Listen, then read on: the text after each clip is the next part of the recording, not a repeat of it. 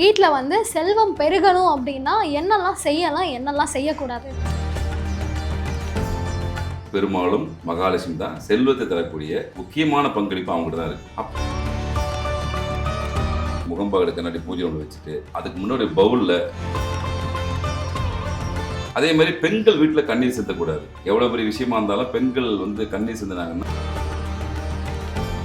வீட்டுக்குள்ள தெய்வம் வரத்துக்கு இன்னொரு தெய்வம் அனுபவி தரணும். அது எந்த தெய்வம்?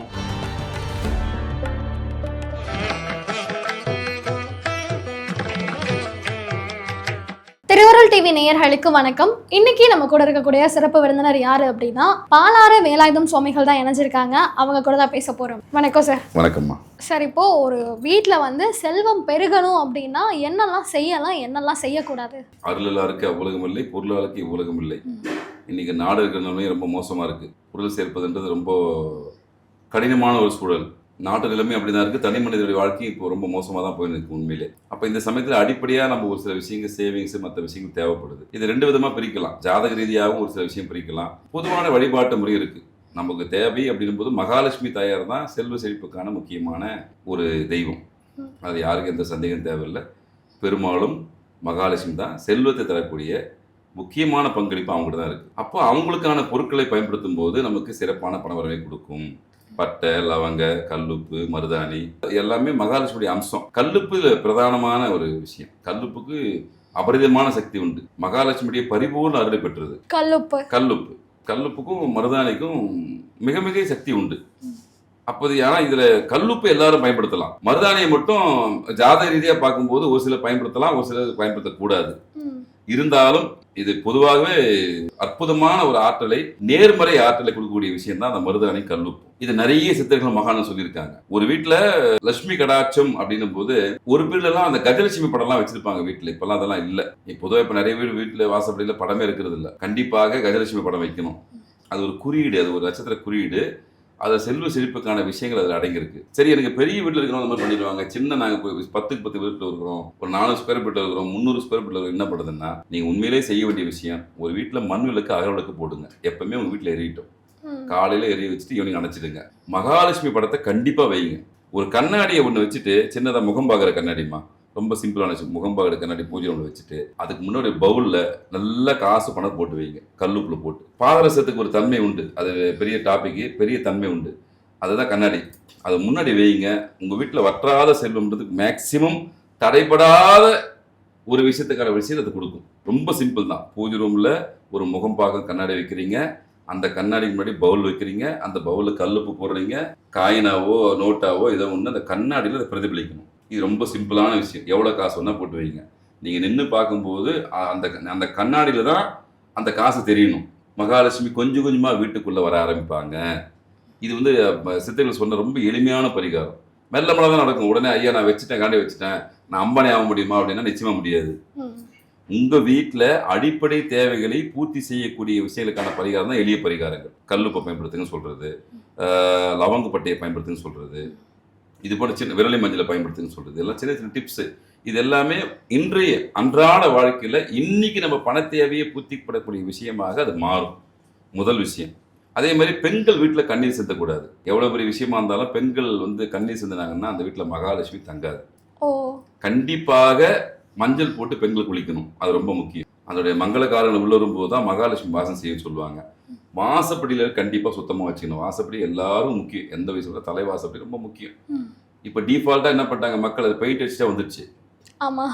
வந்துச்சு. ஆனாலும் நீங்கள் என்ன பண்ணணும்னா கண்டிப்பாக மஞ்சள் குங்குமத்தை தேய்ச்சி வைக்கணும். ஏன் வைக்கணும் அப்படின்னா, உங்கள் வீட்டுக்குள்ள தெய்வம் வரணும்னு நினைக்கிறீங்க, மகாலட்சுமியை கூப்பிடுறதுக்கு நான் ஒரு சில விஷயத்தை பண்ணி வைக்கிறேன். எலுமிச்சம்பழம் வைக்கிறேன், கல்லுப்பு வைக்கிறேன், மருதாணி வைக்கிறேன், துளசி வைக்கிறேன், இதெல்லாம் வச்சு நான் பூஜை பண்ணுறேன் வீட்டில். ஆனால் வீட்டுக்குள்ளே இந்த தெய்வம் வரணும். அப்போ அந்த வீட்டுக்குள்ள தெய்வம் வரத்துக்கு இன்னொரு தெய்வம் அனுபவி தரணும். அது எந்த தெய்வம்? குலதெய்வம் அனுபவம் தரணும். அப்ப குலதெய்வம் எங்க இருக்கும்? உங்க வீட்டுல வாசப்படியில தான் குலதெய்வம் இருக்கும்.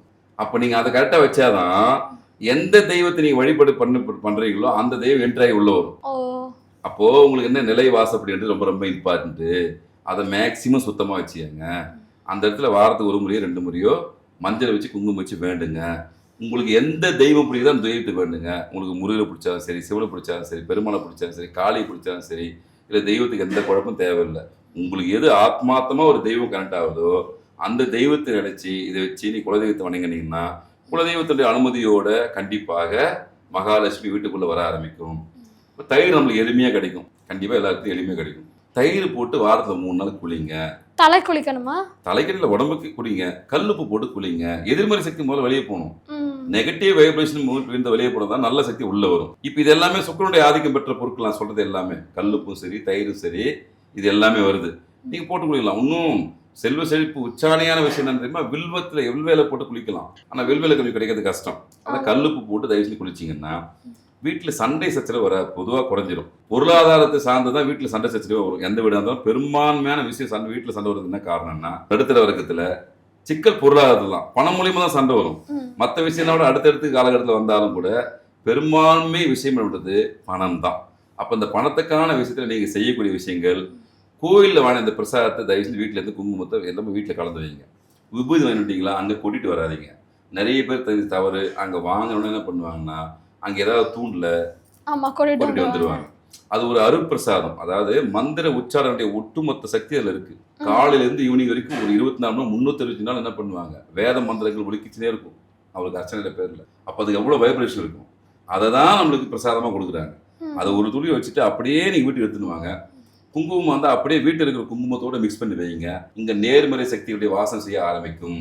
அப்போ நேர்மறை சக்திகள் உள்ள இருக்கும்போது தான் மகாலட்சுமி வாசம் செய்யும். முதல்ல மகாலட்சுமியை உள்ள வர்றதுக்கான விஷயத்தை செய்யணும்.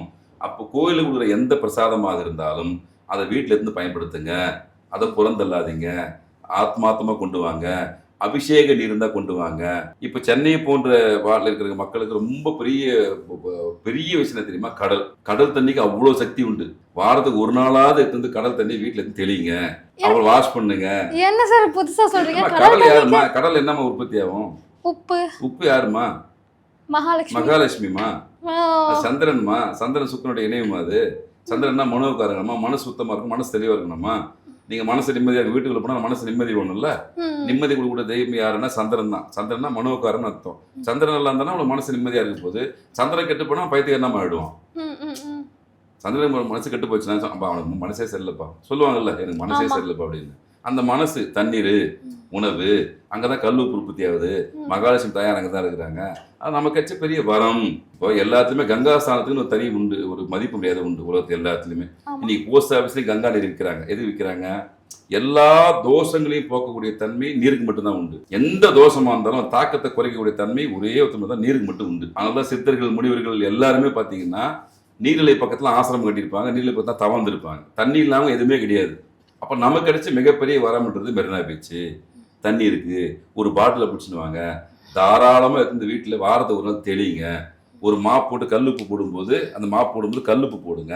நீங்க எவ்வளவு பெரிய வீடா இருந்தாலும் பரவாயில்ல, மாப் போடும்போது 4 துளி கல்லுப்பு போட்டு பெய்யுங்க. இது தொடர்ச்சியா செய்யணும். ஒரே நாள்ல ஒரு வீட்டு மாற்றம் வந்துடாது.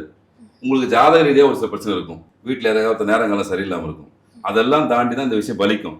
அப்போ நீங்க என்ன பண்ணணும், ஆரம்பத்துல சிஸ்டமேட்டிக்கா பண்ணணும். எந்த செடியை பூவும் பறிக்கும் போதும் அனுமதி பெற்று பறிங்க. டக்குனு போய் பறிச்சிடாதீங்க, நகை வச்சு பறிக்காதீங்க. பூக்களை பறிக்கும் போது மேக்ஸிமம் நகைப்படக்கூடாது. நம்மளுக்கு இருக்கிற அதே உணர்ச்சிகள் தான் செடிகளுக்கு உண்டு, அதுவும் ஒரு உயிரினம். அனுமதி பெற்று பறிங்க. அம்மா நீங்க உங்களை பறிச்சுன்னு போறோமா, நீங்க சுபிட்சமாக இறைவன்கிட்ட போய் எங்களுடைய நல்ல விஷயங்களை கொடுக்கறதுக்கு நீங்க அனுமதி தரணும் அப்படின்னு சொல்லிட்டு உங்க கையால பூக்களை பறிச்சு இரணு கொடுங்க. மேக்சிமம் தவிர்க்க முடியாத சொல்லும்போது வெளியே வாங்கிக்கங்க. உங்க வீட்டுல புரிஞ்சுன்னா ஒரு பூ வந்தாலும் பரவாயில்ல, அதை பறிச்சு உங்க கையால வைங்க. கல்லுப்புக்கு இம்பார்ட்டன்ட் கொடுங்க. பாத்ரூம்ல கண்டிப்பா ஒரு பவுல்ல கல்லுப்பு வைங்க. பாத்ரூம்குள்ள கண்டிப்பா வைக்கணும். உங்களுக்கு நெகட்டிவ் வைப்ரேஷன் முதல்ல போகணும். ஃபர்ஸ்ட் நான் சொல்லக்கூடிய விஷயம், ஒரு வீட்டுல நெகட்டிவ் வைப்ரேஷன் வெளியே போனா நல்ல விஷயம் உள்ள வரும். இந்த சின்ன சின்ன டிப்ஸ் எல்லாம் ஃபாலோ பண்ணீங்கன்னா நிச்சயமாக உங்க வீட்டுக்குள்ள ஒரு நல்ல மாற்றம் மூலம் தெரிய ஆரம்பிக்கும். அதுக்கப்புறம் உங்க ஜாதக ரீதியாக ஏதாவது பிரச்சனை இருக்கான்னு சொல்லிட்டு 2வது கட்டமா பார்த்துக்கலாம். அடிப்படை விஷயம்ன்றது இந்த நீர் சார்ந்த விஷயத்துக்கு முக்கியத்துவம் கொடுங்க. இப்போ உங்களுக்கு ஏரி கரை இருக்கு, குளம் இருக்கு அப்படின்னாலும் தயவு செஞ்சு ஏரி, குளம், குட்டை பக்கத்துல இருக்கிற அம்மன் கோயில் எதுவாக இருந்தாலும் மிக சக்தி அதிகம். என்னடா சின்ன கோயிலாக சக்தி இருக்குன்னு நினைச்சிக்காதீங்க. பெரிய பிரம்மாண்டமாக கோயில் தான் சக்தி நினைச்சிக்காதீங்க. எல்லா தெய்வத்துக்கும் ஒரே சக்தி தான். அந்த மாதிரி ஏரி கரையோரமாக இருக்கக்கூடிய பெண் தெய்வத்தை அதிகமாக வழிபடுங்க. அங்கே ஏதாவது பூக்கள் பூத்திருந்தா தயவுசெய்து வீட்டுக்கு எடுத்து வைங்க. கல்லுப்பை அதிகமாக பயன்படுத்துங்க. அதுவே உங்க வாழ்க்கையில உங்க வீட்டுல மிகப்பெரிய ஒரு மாற்றத்தை நிச்சயமா தரும். அனுபவிச்சு பாருங்க. இது எல்லாமே அனுபவ உண்மைதான். நிச்சயமா சார். இந்த ஒரு வீடியோ தான் வீட்டில் செல்வம் பெருகணும், லக்ஷ்மி கடாட்சம் அதிகமாகணும் அப்படின்னு நினைக்கிறவங்களுக்கு இது ரொம்ப பயனுள்ளதாக இருக்கும் சார். நன்றி சார். நன்றி.